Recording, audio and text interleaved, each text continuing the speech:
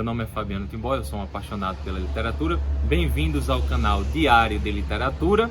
E hoje eu vou fazer o resumo de O Coração das Trevas, de Joseph Conrad. A história começa num navio que está no Tâmisa à noite, e o Charlie Marlowe, ele começa a contar uma história onde envolve a passagem dele pela companhia que ele trabalha até a chegada dele a um expoente da companhia chamado Curtis. Então o Marlowe começa a contar e relatar a sua entrada na companhia. Foi a tia dele que arrumou esse emprego para ele, e ele vai à entrevista com o dono, com o médico, e ganha uma embarcação fluvial para trabalhar para a companhia, cuja proposta é levar progresso à África. Especificamente, se trata de belga e exploração da África, a história só poderia se dar no Congo. O Marlowe, ele conta em primeira pessoa que quando ele chega ao Congo, ele vai entrar em contato com o contador da companhia, digamos assim, e aí ele já começa a ter contato com esse nome Curtis, que o encanta logo de cara. Por quê? O Curtis, ele usa, digamos, ele explora marfim numa quantidade muito maior do que os demais colegas da companhia.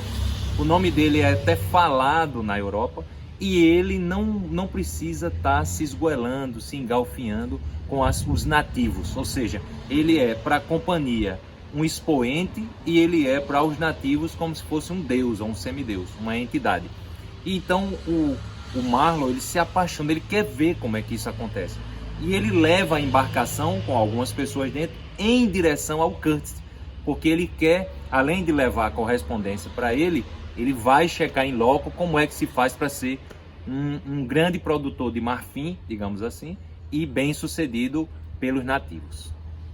No caminho, o Marlowe conta que é atacado pelos nativos, e ele tenta se defender noite e dia, e tambor rolando na selva, e flecha para todo lado, e mata o imediato, e ele, enfim, ele consegue passar e naquela luta, e as pessoas começam a tirar do navio, mas ele não desiste. Ele, apesar das pessoas morrerem no navio, ele continua indo em direção ao Curtis.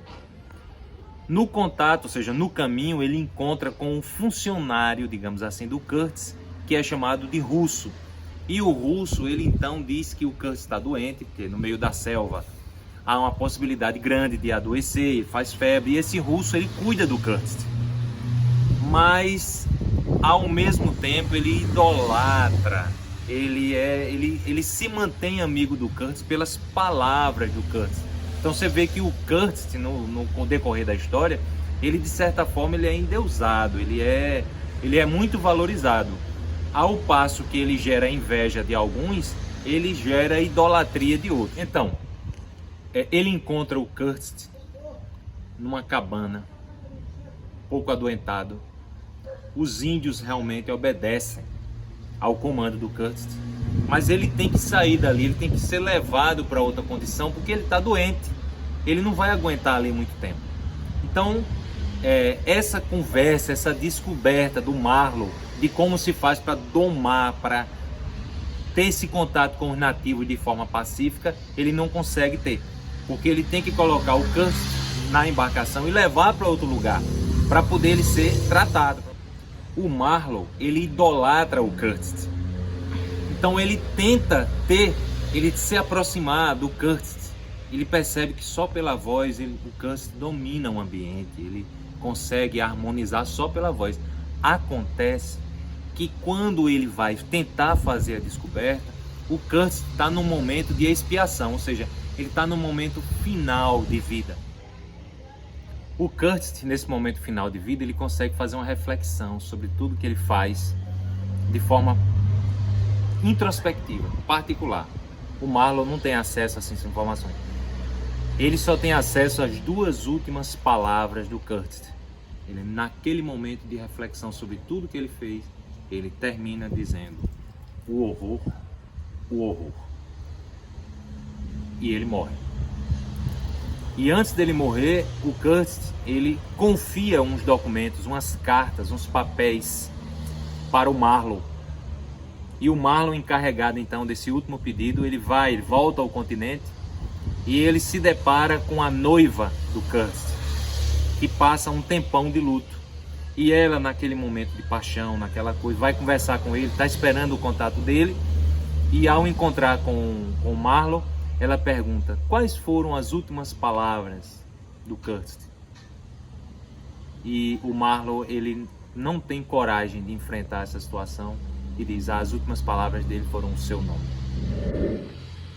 Uma reflexão que eu fiz sobre esse livro, importante, foi a forma como o ser humano tratava o outro ser humano, escravo, para conseguir sobre essa proposta de levar o progresso e enriquecer a Bélgica, talvez a Inglaterra, Portugal, em condições extremamente subhumanas, indignas de trabalho, de alimento. E como é que ficou essa situação? Aqui no Brasil, né, as gerações dos escravos, elas foram criando identidade brasileira, foram se apaixonando pelo Brasil e hoje somos todos brasileiros, mas às custas de muito sofrimento para vencer nessa luta de desigualdade e que parece se estender ainda hoje, principalmente na voz do movimento LGBT, que é uma voz bem-vinda, uma voz que defende todas as categorias, todas as classes, inclusive o negro, o mais pobre, o mais fraco, e que, repito, é uma voz que precisa continuar para nós nos igualarmos por completo. A outra reflexão que a gente pode fazer é nessa frase final da vida dele, do Kurtz, o horror, indicando que ele fez meios escusos para conseguir ser vitorioso na conquista do Marfim. O livro ele vai dando dicas de como ele fez, inclusive tem uma nativa que aparece no final da história como se fosse casada com ele, apaixonada com ele. E uma das pessoas que era cuidador dele tinha marfim, se não me engano, russo. Ele ameaça o russo, inclusive: ou você me dá o marfim ou eu tiro sua vida. Então significa que ele era bem sucedido, mas que não foi provavelmente uma vida ética. E aí no final da vida é muito ruim você olhar para o seu passado e ver que ele foi indigno. A gente não sabe o momento que vai morrer. Então é extremamente importante viver na ética, manter-se com pensamentos elevados, positivos, né? E não ter um final de vida assim terrível, com essa frase: o horror. Eu espero que você tenha gostado. Algumas pessoas estão me acompanhando nesse desejo de ler 100 livros clássicos nos próximos anos, e eu espero aprender, contribuir, refletir e deixar algumas frases na descrição para que você possa acompanhar alguns momentos desse livro e de outro livro. Um abraço, até a próxima.